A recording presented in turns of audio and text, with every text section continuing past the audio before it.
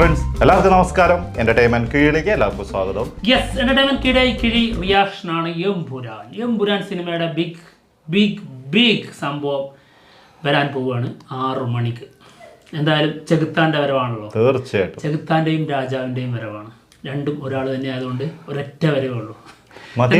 ഒരു വരവ് തന്നെ ധാരാളം. അതെ, എന്തായാലും ചെകുത്താൻ വരുമ്പോൾ അതിൻ്റെതായ ഒരു പവർ വേണം. ഒരു കിണ്ണം പോസ്റ്റ് നമ്മുടെ പൃഥ്വിരാജ് ഇട്ടുണ്ട്. 2 മണിക്കൂർ മുമ്പ് ആള് ഒരു കണ്ണ് മാത്രം, ആ കണ്ണിനെ കുറിച്ച് വർണ്ണിച്ചിരിക്കുന്നതാണെങ്കിൽ അതിനെക്കാട്ടിലും ഭയങ്കര ഒരു സംഭവമാണ്. പഞ്ച് എന്നൊക്കെ പറഞ്ഞാൽ എങ്ങനെയാണ്, ചെകുത്താൻ വരുന്നതിന് മുന്നേ അതിനുള്ള ഒരു ഇൻട്രോ ഒക്കെ സെറ്റാക്കി വെച്ചിട്ടുണ്ട്. ചെകുത്താൻ വരുന്നതിന് മുമ്പ് വഴി ഒരുക്കാന്ന് കേട്ടില്ലേ, അങ്ങനെ വഴി ഒരുക്കിയതാണ്. യെസ്, എന്താണെങ്കിലും എഴുതിയിരിക്കുന്ന ഇതാണ്: അവന്റെ കണ്ണുകളിലേക്ക് നീ ഉറ്റുനോക്കുമ്പോൾ കാണാം നരകത്തിന്റെ ആഴങ്ങളിൽ തീ കത്തുന്നത്. എൻ്റെ പൊന്നു, ഇത്രയും കേട്ടപ്പോൾ തന്നെ മതിയായി. അതും ആ ഒരു കണ്ണിന്റെ ഫോട്ടോയും ഒരു സൈഡ് തീയും. അതെ, ജംഗിൾ പൊളി യജ്ജാതി സാധനം. ഇത് ഇങ്ങനെ കണ്ടു കഴിഞ്ഞാൽ ആരാണ് ഞെട്ടാതിരിക്കുക? ഇതിനു മുൻപ് ക്യാരക്ടർ റിവീലിംഗ് പലതും സംഭവിച്ചു. അതിൽ മണിക്കുട്ടൻ, പിന്നെ അതുപോലെ മുരുകൻ അല്ലേ, ഇവർ രണ്ടുപേരും ഞെട്ടിത്തരിച്ച് 2 പോസ്റ്റേഴ്സാണ് അന്ന് നമുക്ക് കിട്ടിയത്. അതിൽ നിന്ന് നമുക്ക് വ്യക്തമാണ് എന്തോ മുന്നിൽ സംഭവിക്കുന്നുണ്ട്. അതെന്താണെന്നുള്ളത് നമുക്ക് പറഞ്ഞറിയിക്കാൻ പറ്റില്ല, കാരണം അത്രയും വലിയ എന്തോ സംഭവമാണ്. തീക്കുണ്ടാണ് നമ്മൾ കാണുന്നത്. ഒരു വലിയൊരു മരമൊക്കെ നിന്ന് കത്തുന്നതൊക്കെ ഉണ്ട്.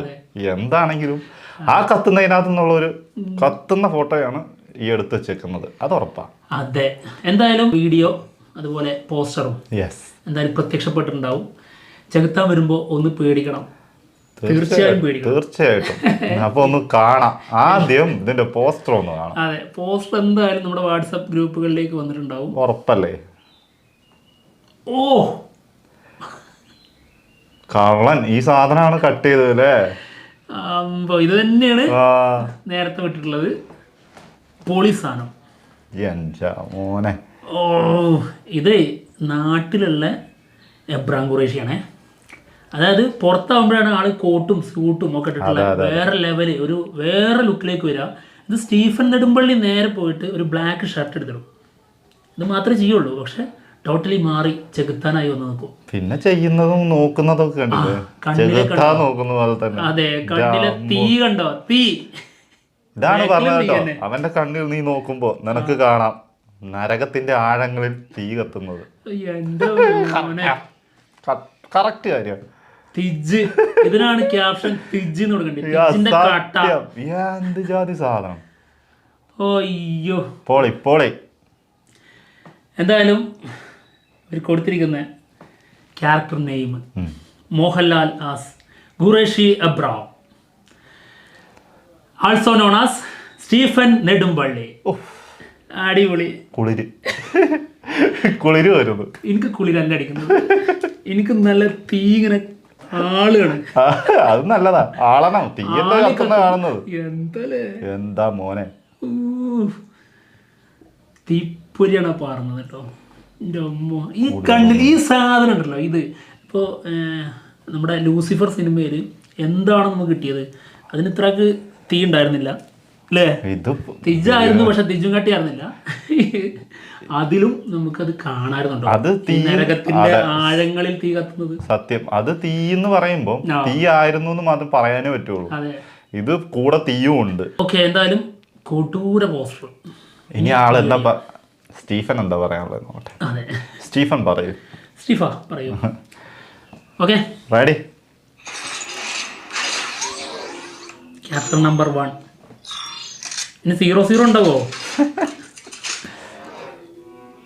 ലൂസിഫർ എന്ന സിനിമയിൽ അത് ശരി, ലുക്ക് ഉണ്ടോ? അതാ ഞാനിങ്ങനെ നിന്നത്. എന്താ മോനെ, അപ്പൊ ലേറ്റസ്റ്റ് എടുത്താട്ടോ. ഈ പുതിയ ഹൃദയപൂർവ്വത്തിന്റെ വേണ്ടിയിട്ട് ചെയ്ത ലുക്കാണത്. താടി ട്രിം ചെയ്ത രീതിയിലുള്ള ചെറിയൊരു താടി മാത്രമേ, അതും ശരീരവും സൈസൊക്കെ നോക്കും 0 സൈസ് പോലെ ഇപ്പൊ ഇരിക്കുന്ന നോക്കണം. ലൂസിഫർ എന്ന സിനിമയിൽ സ്റ്റീഫൻ നെടുമ്പള്ളി എന്ന കഥാപാത്രം, ആ സിനിമയുടെ അവസാന ഘട്ടത്തിൽ അയാൾക്ക് മറ്റൊരു പേരുണ്ടെന്നും അയാൾ ഭരിക്കുന്ന മറ്റൊരു ലോകമുണ്ടെന്നും നിങ്ങളെ അറിയിച്ചു. രണ്ടാം ഭാഗത്തിലേക്ക് വരുമ്പോൾ ഖുറേഷി എബ്രാം എന്ന ആ കഥാപാത്രവും അയാളുടെ ലോകവുമാണ് നിങ്ങൾ കൂടുതൽ പരിചയപ്പെടാൻ പോകുന്നത്. എങ്ങനെ ഖുറേഷി അബ്രഹാം അയാളുടെ ലോകത്തിലെ പ്രശ്നങ്ങളും കേരളം അഭിമുഖീകരിക്കുന്ന ഇപ്പോഴത്തെ പുതിയ പ്രശ്നങ്ങൾക്കും കൂടി പരിഹാരമുണ്ടാക്കുന്നു എന്നതിനെക്കുറിച്ചാണ് ഈ സിനിമ. ഖുറേഷി അബ്രഹാം അഥവാ സ്റ്റീഫൻ നെടുമ്പള്ളി എന്ന കഥാപാത്രത്തിന്റെ മുഴുവൻ കഥ ഒരുപക്ഷെ നിങ്ങൾക്കറിയണമെങ്കിൽ നിങ്ങൾ ഈ ഫ്രാഞ്ചൈസിന്റെ ഈ ട്രിയോളജിയായി പറയാൻ പോകുന്ന ഈ കഥയുടെ 3-ാം ഭാഗവും കാണേണ്ടി. അതുകൊണ്ട് തന്നെ 2-ാം ഭാഗത്തിന്റെ അവസാനത്തിൽ 3-ാം ഭാഗത്തിലേക്കുള്ള ലീഡ് കൂടി കാണാൻ സാധിക്കും. എൻ്റെ സിനിമാ ജീവിതത്തിലെ ഏറ്റവും വലിയ സിനിമയായിട്ടാണ് ഞാൻ എമ്പുരാനെ കണക്കാക്കുന്നത്. അതിൻ്റെ 2-ാം ഭാഗം വളരെ ശ്രദ്ധയോടും വലിപ്പത്തിലും ചിത്രീകരിക്കാൻ ഞങ്ങൾ പരമാവധി ശ്രമിച്ചിട്ടുണ്ട്. അതിലഭിനയിക്കുന്ന ഓരോ അഭിനേതാക്കളും അതിൻ്റെ ലൊക്കേഷനും ഒക്കെ അത്രയും പ്രാധാന്യം കൊടുത്താണ് സംവിധായകൻ ചിത്രീകരിച്ചിരിക്കുന്നത്. പൃഥ്വിരാജ് എന്ന സംവിധായകൻ്റെ വളരെ ശ്രദ്ധേയമായ ചിത്രമായിരിക്കും ഇത്. എമ്പുരാന് വേണ്ടി നമുക്ക് കാത്തിരിക്കാം. ഖുറേഷി അബ്രഹാം ദൈവത്തിൻ്റെ സ്വന്തം നാട്ടിലേക്ക്. 1-ാം ഭാഗത്തിൽ സ്റ്റീഫൻ പറഞ്ഞ പോലെ ചെകുത്താൻ്റെ സ്വന്തം നാട്ടിലേക്ക് എങ്ങനെ തിരിച്ചു വരുന്നു എന്നുള്ളതാണ് ഈ സിനിമ. ആ വരവിനായി കാത്തിരിക്കും. ഞാനും കാത്തിരിക്കുകയാണ്. മാർച്ച് 27 എമ്പുരാൻ.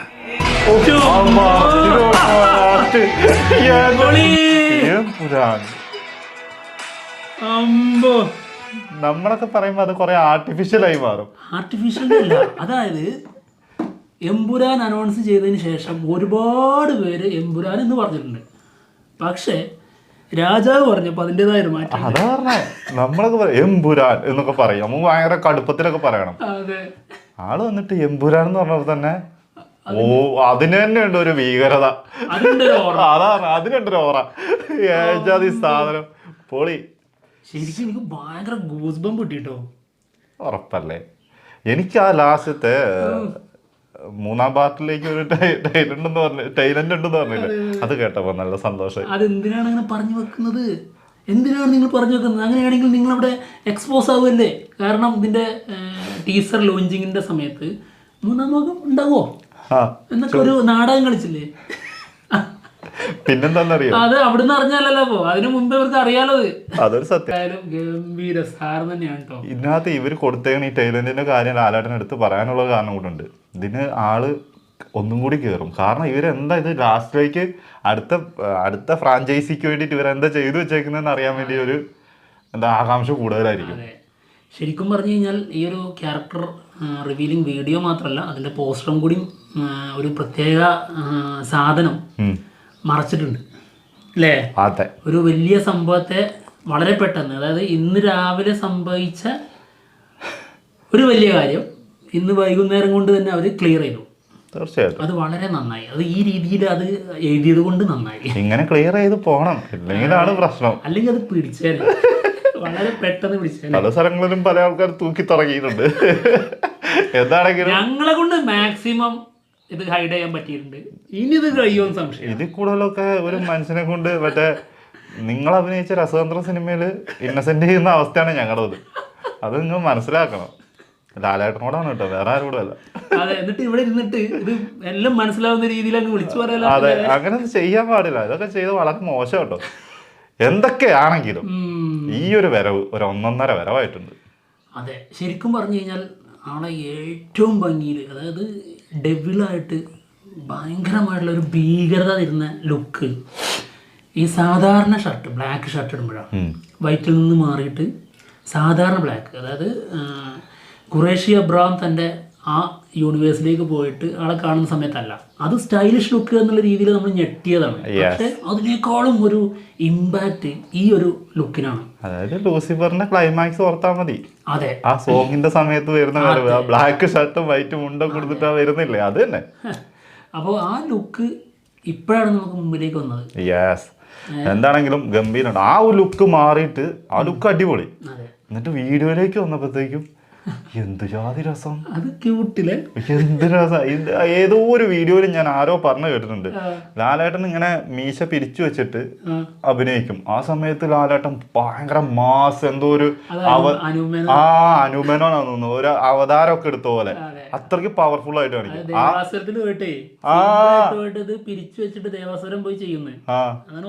അതന്നെ. അത് കഴിഞ്ഞിട്ട് ആ മീശ താത്തി വെച്ചിട്ട് അപ്പുറത്ത് വരുമ്പോ ഇത്രയും പാവം പിടിച്ച മനുഷ്യൻ വേറെ ഉണ്ടാവൂല. അതേപോലെയാണ് ഇന്നത്തെ ഫോട്ടോയും. അപ്പുറത്ത് ഭീകര സാധനം തന്നെ, ഇപ്പുറത്ത് വന്നിട്ട് സംസാരിക്കുന്ന സമയത്ത് പാവം മനുഷ്യൻ. ഇപ്പോൾ ഈ സ്റ്റൈലിഷ് ലുക്ക് ഉണ്ടല്ലോ, അതിന് മുൻപ് ഫസ്റ്റ് ലുക്കായിട്ടും അല്ലാതെയും ഇപ്പോൾ നമ്മളെ അതിൻ്റെ ഒഫീഷ്യൽ ടീസറിലും ഒക്കെ കാണിച്ച ആ ലുക്ക് ഉണ്ടല്ലോ, അതൊക്കെ ആദ്യം കാണിച്ചു തന്നു. ശേഷം ഇപ്പോൾ നമുക്ക് അതായത് വിൻറ്റേജ് രീതിയിലേക്ക് മാറുമ്പോൾ, അതായത് ആളുടെ നാട്ടിലേക്ക് കേരളത്തിലേക്ക് വരുമ്പോൾ ആളിടുന്ന ആ ഡബിൾ ക്യാരക്ടറിൻ്റെ കോസ്റ്റ്യൂമിലേക്ക് വരുമ്പോൾ അത് ലാസ്റ്റിലേക്ക് കാണിക്കുന്നത് തികച്ചും യാദൃശ്ചികമായിട്ടല്ല, അത് വളരെ പ്ലാൻ ചെയ്തുള്ള ഒരു റിവീലിംഗ് ആണ്. കാരണം ലൂസിഫറിൽ അവസാനം കാണിച്ചത് ഇപ്പം നമ്മൾ ആദ്യം കണ്ടു ലുക്ക്. അതെ, ഇനി തുടങ്ങുന്നത് അങ്ങനെയാണ്, അവിടെ നിന്ന് തുടങ്ങും എന്നിട്ട് ഇതിൽ ലാസ്റ്റ് ചെയ്യും, അവസാനിക്കും. പക്ഷെ ഇതിനകത്തൊക്കെ കാണിക്കാത്തൊരു സംഭവം എന്താ പറയുക, വൈറ്റ് ആൻഡ് വൈറ്റിൽ മാത്രം എമ്പുരാന്റെ ഇതുവരെ ഒരു പോസ്റ്റർ വന്നിട്ടില്ല. അതായത് കതർ ഇട്ടിട്ട്. ബാക്കി ലൂസിഫറിലൊക്കെ ആണെങ്കിൽ ഫുൾ അത് തന്നെയായിരുന്നു. ഇതിലേക്ക് വന്നപ്പോൾ അങ്ങനത്തെ ഒരു സാധനമേ നമ്മൾ ഇതുവരെ കണ്ടിട്ടില്ല. അതിൽ നിന്ന് നമുക്ക് മനസ്സിലാക്കാനുള്ളത് ചിലപ്പോൾ രാഷ്ട്രീയത്തിലേക്ക് ആള് വൈറ്റ് ആൻഡ് വൈറ്റ് ഇട്ടിട്ട് ഇറങ്ങുമോ എന്നുള്ളതാണ്. അത് എന്താ വെച്ചാൽ ഈ ഇതിന്റെ സമയത്ത് അത് മൊത്തത്തിൽ അതായത് ഏകദേശം ഈ പാർട്ടീന്റെ ഫൈറ്റും എല്ലാം കൂടി വന്ന സമയത്ത് ഫുള്ള് വൈറ്റ് ആൻഡ് വൈറ്റ് കോസ്റ്റ്യൂമിൽ വരണം എന്നുള്ള സംഭവം ഉണ്ടായിരുന്നല്ലോ. അങ്ങനത്തെ ഒരു സാധനം എന്തായാലും ഒരു സീനെങ്കിലും ഉണ്ടാതിരിക്കൂല. അത് വേണം, അതില്ലെങ്കിൽ പോയില്ലേ എല്ലാം. ഈ 3 കോസ്റ്റ്യൂം വരണം, പേടിക്കണ്ട കേട്ടോ, എല്ലാം തരും.